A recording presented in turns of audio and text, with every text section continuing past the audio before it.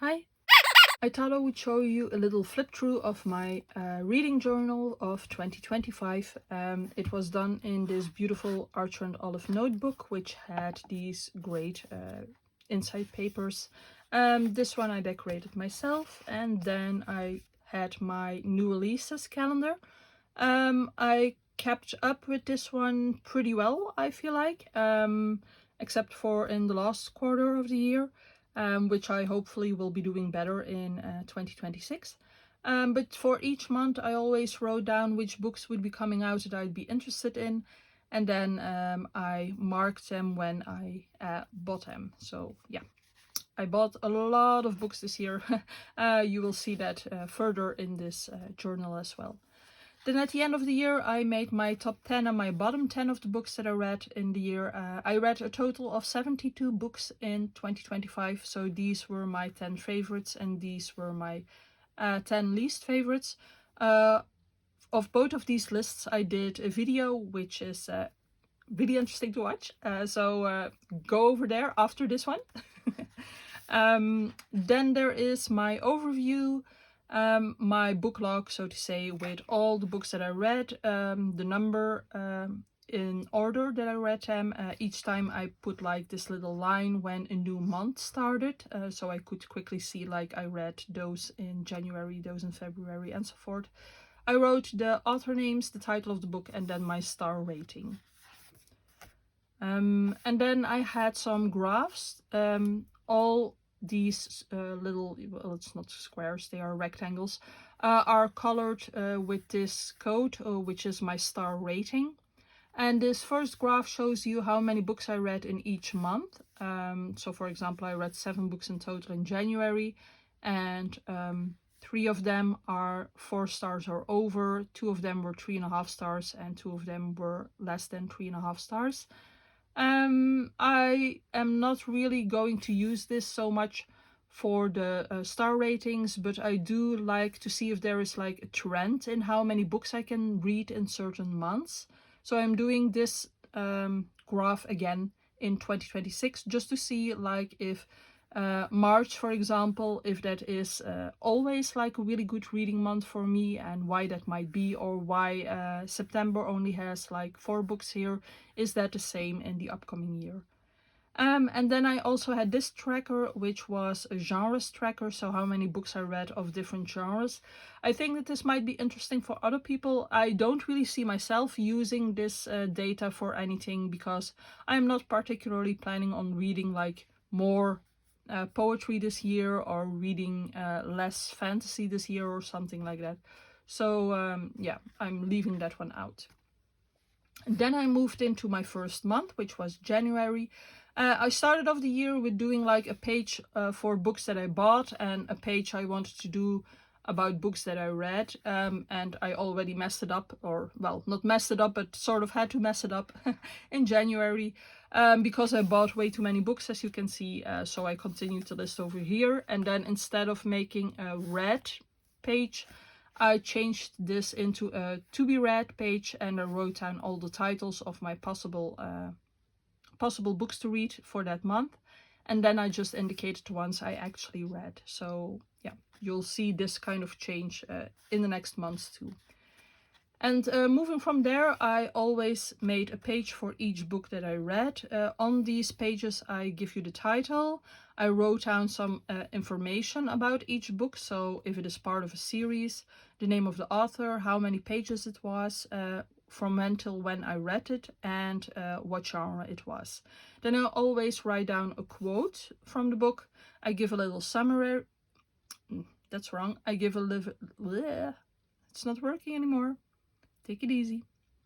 I give a little summary of the book, and then I wrote my little review with my star rating. And I always try to decorate for the book in a way that it felt appropriate to the feeling of the book or the content of the book. So I read in January The Christmas Appeal, Strange Sally Diamond, Howl, King Lear, Macbeth, If We Were Villains, and Onyx Storm. So that's a really good reading month, I think. Then there's February. Once again, I bought way too many books. Let's not focus on that. And I made a little to be read, of which I had read Lady Macbeth.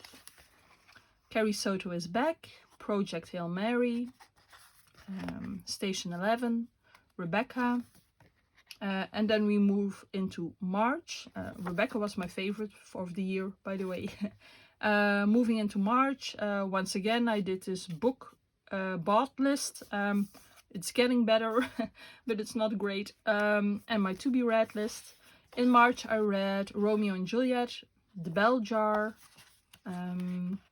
The Mysterious Case of the Alperton Angels, Emily Wilde's Compendium of Lost Tales, All Better Now, Lore Olympus Volume 1, The Song of Achilles, and Circe, which is yeah, definitely the month in which I read the most books, I think. Moving on to April, this really seems to be getting better, but I don't know if I wrote down everything or if I was starting to give up on this already. And then I have my to be read.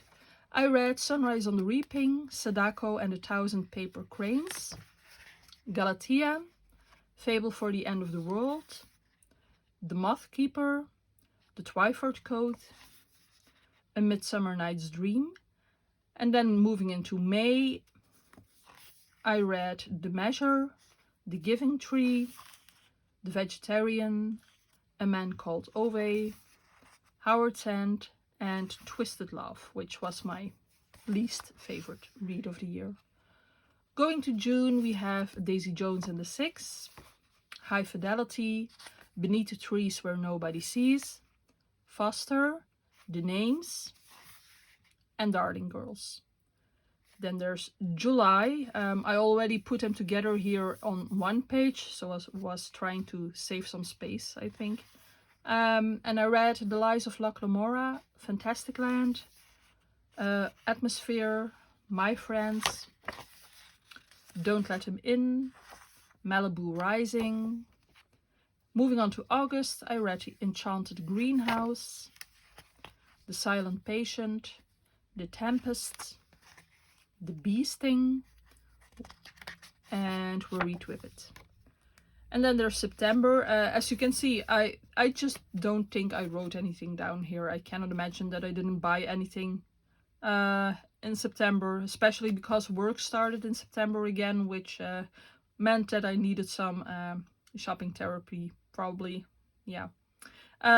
Also because work started again, I think that's the reason why my this is the month that I read the least number of books. But I'd be definitely interested to see if that is the same for next year. But anyway, in September I read Anxious People, I read The Running Grave, I read The Hallmarked Man, I read Catabasis. So that's it. And then I moved on to October. By now I'm just leaving out the list of books bought because, yeah, it wasn't working for me anymore. I read A Theory of Dreaming, Duck, Death and the Tulip, Something Wicked This Way Comes, The Last Party, and Hot Wax.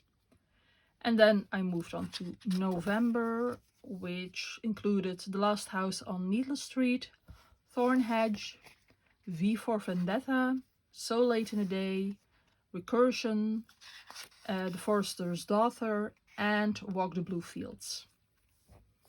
And then I moved into the last month of the year, December, and I read Slate House, I read The Ghostwriter, The Deal of a Lifetime, The Wood at Midwinter, The Velveteen Rabbit, and my last book was Antarctica. And then I forgot to show you that at the back of this book, because I forgot to include it at the beginning, it was only an idea I got afterwards, so then I decided to put it at the back of the book. I did a 25 and 2025 list, but with all books that came out in 2025 or were coming out in 2025. And then I indicated the ones that I read. Now, this wasn't the greatest of successes. I do sort of feel proud that I read like at least 10 books, I think, that actually came out in 2025. But I came nowhere near reading 25 books, actually. That's why I'm not doing this kind of list again for 26. Alright, that was my flip through. I hope you liked this insight into my last year. And I hope you read some great books as well. And I hope to see you soon in another video. Bye!